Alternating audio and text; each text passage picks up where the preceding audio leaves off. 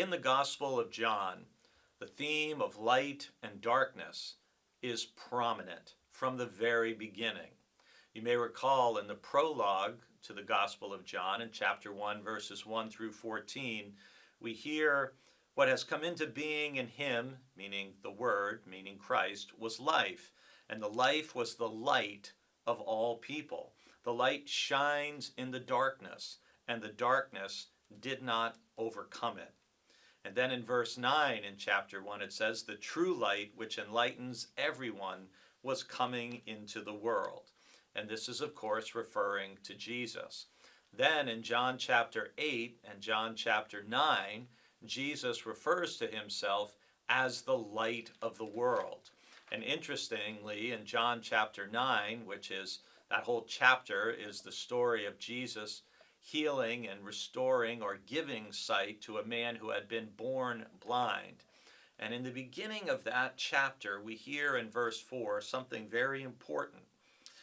Jesus says, we must work the works of him who sent me while it is day. Night is coming when no one can work.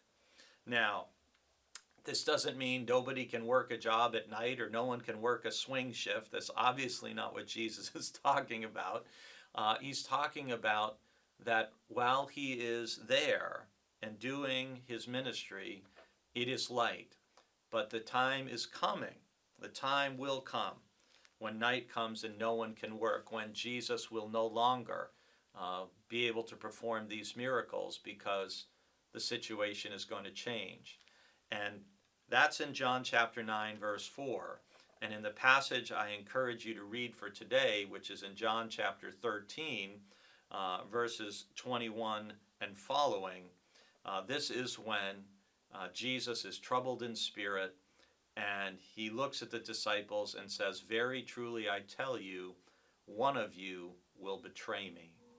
It's hard to imagine being in that upper room with Jesus and the apostles, how the tension in that room must have been when Jesus spoke those words.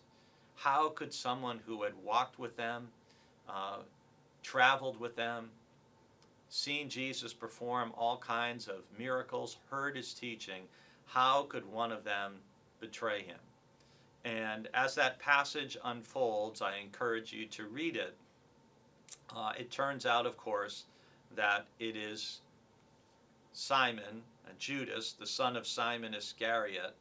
And after he received the piece of bread, Satan entered into him.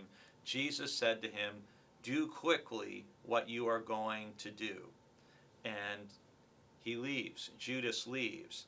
And we get at the end of verse 30 this stark statement.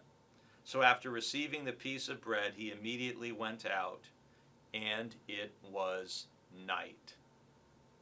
And so this will now cascade into Thursday and Friday. That is now no longer light. It is night and the power of darkness.